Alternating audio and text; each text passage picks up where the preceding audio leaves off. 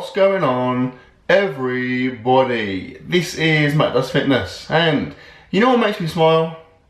My face muscles.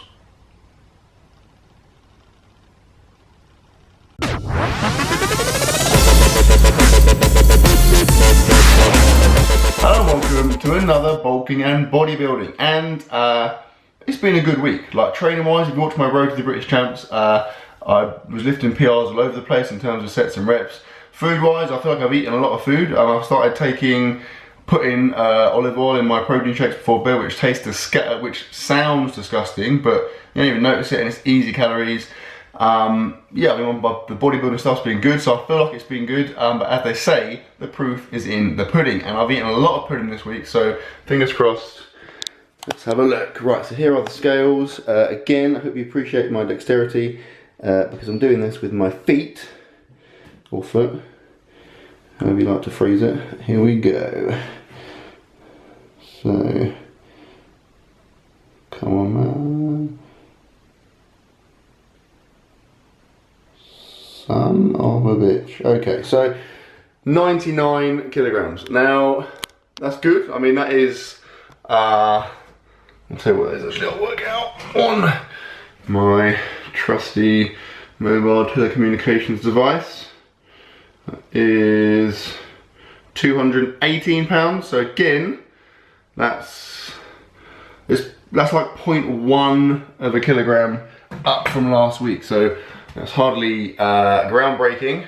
I'm probably not gonna contact the local news tabloids because they probably wouldn't put that on the front page, but it's not a disaster. I mean, I kind of thought I'd gain more than that, but to be fair, it's been friggin' hot. If you watch my evening of eating and like training videos and whatever, all my stuff, I'm like sweating out all the time. It's really, really hot. I'm outside most of the day working, so I guess probably losing a bit of water weight, but that's not too bad. I mean, I'm competing in like a week, and I want to be over 100 kilograms there. That is my goal, so I'm pretty sure I'll hit that. And then obviously leading up towards the British Champs, look to get a bit heavier. But this is getting boring now, so I will leave you with some training, followed by some food. And we're rolling. So here is a chest and triceps workout I did from earlier in the week. Now obviously my competition is but a few days away, so I didn't want to go too crazy, so I just did a few chest exercises followed by a few tricep exercises. Now the first thing you're seeing here is what I pretty much always do first in a chest bodybuilding workout, is some fairly heavy chest dumbbell press. I did 5 sets of kind of 8 to 10 reps, with the last 2 sets being drop sets. So I think this is my last set before the drop sets, and in those 2 I'll literally just grab 2 sets of dumbbells, drop down fairly quickly, and have no recovery whatsoever. Okay, follow that with some chest dumbbell flies. I don't really do these that often. I find they kind of, sometimes they can bother my shoulders. I used to come out really wide with the dumbbells. Now I keep them a little bit more controlled, but I don't go particularly heavy because I said this a million times. I feel like if you go really heavy, you almost defeat the object, and sometimes you end up almost curling the weight. So I like to keep it fairly light and just really keep my chest engaged as possible the whole time. Here I went for just 3 sets of kind of 10 to 12 reps, just focusing on nice control, nice chest isolation, and to be fair, they felt pretty good. Towards the end I felt some really, really good chest engagement, so I was happy with that. And then I finished off the chest portion of my workout with some bent over cable flies. I sometimes forget to do these because there's a lot of machines, a lot of equipment in my gym, but I really, really like them. If you're trying to hit, if you want to really feel that engagement in the middle, in the kind of medial portion of your chest, these are a brilliant way to go, particularly when you cross over and you really focus on kind of making those elbows meet in the middle and sticking your chest out. You get all kinds of chest engagement, and I think I did like 5 sets again of kind of 10 to 12 reps, with the last couple of sets being a little bit high, maybe kind of 12 to 14, and obviously doing those as drop sets. But yeah, I'm a big fan of those.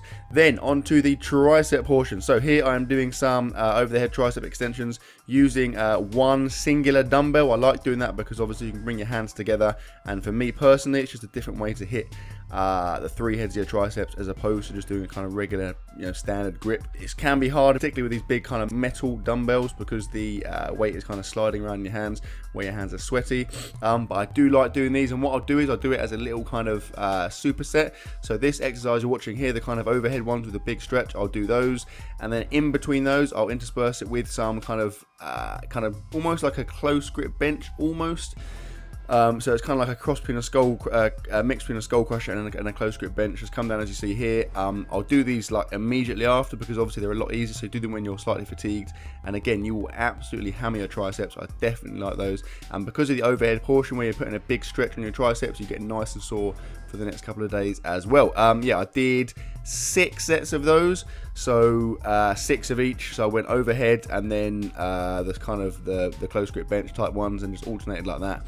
And again, working in the 8 to 12 rep range with the last couple of sets, less recovery, lighter weight, and a few more reps. And then I finished the session with a nice kind of chest tricep hybrid in some dips. I very, very rarely do these just because you end up doing like a million reps and I can't be arsed, but I like them. Now it's time for some F to the O to the O to the D.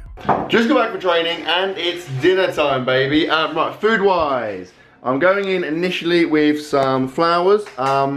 I've started this new, it's called the flour diet. I haven't actually seen it written down, I've just been told it by a friend, so I'm assuming it's flours in terms of in the floral sense. It does seem quite odd, to be fair, but I've eaten like 20 roses today, a few tulips, and some dandelions. Right, in terms of what I'm actually going to be eating, because that was obviously a lie, here we go. So, this is some lamb mince with loads of freaking cool stuff in it. I'll show you the recipe in a second. It is actually comprised of this bad boy. Here's the second one that I've got. I haven't used this. This is what it is. If it focuses at some point. That was all good. Took about 3 hours to focus. So this is lamb leg mince, as you can see. It's from Muscle Foods. It's freaking awesome. It's really lean. I've used a whole one of these packs. If you want to get yourself some, use the link in my description. Like I said, it's very, very convenient. It's cheap. You get freaking loads of meat, and it's honestly very good stuff. Right. Here is the actual recipe itself. So we're kind of adapting this because we're missing some of the ingredients. So you see there, we've got some obviously oiled mince, cumin, paprika, walnuts, rosemary, garlic, tomato puree, and obviously the tortillas, which are there, BCW. And in the salad pot, we're kind of missing some of those bits, so we're ad-libbing that. So yeah, here is the stuff in the pan. We're going to basically put it on some tortillas and then stick some other stuff. There's some of the nuts that I use. My protein nuts, by the way, again, use the link in my description. There is my wife. There's not a link in the description for her, but that is probably something I could arrange in the near future, if you know what I'm saying. And here is the finished article. And it's on an incredibly hot plate, which is burning my hands. That's definitely not worth it. So we have basically loads of meat and loads of nuts. Pretty much best case scenario. So this is obviously not all here, but there's like 500 grams of 400 grams, sorry, of lamb mince, and then quite a lot of walnuts just smushed up in there. All kinds of tomato puree, herbs like paprika, cumin, all that kind of stuff. We've got a little salad on top. I'm going to put some creme fraiche in there just to kind of plateau out the spiciness and also more calories, basically. I'm going to have 2 of these. There's still like a decent amount of meat left in the pan there, so I'll have another one of those in a second. But for the meantime, let me quickly try a bit and update you on the, this is a small plate, on the taste. Roll out. Yeah, I'll do that actually. Well, that's very, very hot. Okay, I'm going to roll it up, but there's a strong chance it's going to go everywhere. This is one of my pet hates. When you like have a sandwich or like a wrap, and then stuff falls out of it and it goes everywhere, that I felt like that. I find that incredibly irritating. Like I want to punch the plate now for that happening. Okay, here we go. It's probably going to be quite hot.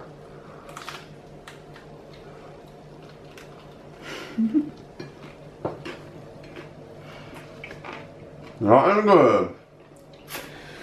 That's really, really good, to be fair.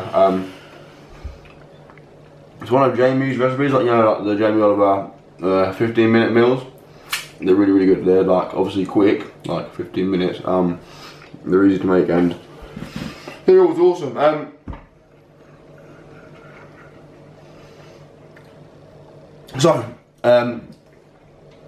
I've just trained. I'm obviously very, very hungry. I'm in a calorie depleted state because I didn't eat as much as I wanted to today. So I'm going to eat this, I'm going to eat another one. Probably going to eat a lot of dessert. And that, my friends, is, I'm afraid, all you're going to see. So, leave me in peace now because I'm hungry. Hope you enjoyed the video, guys. Please like, comment, share, subscribe as always. And I will see you tomorrow.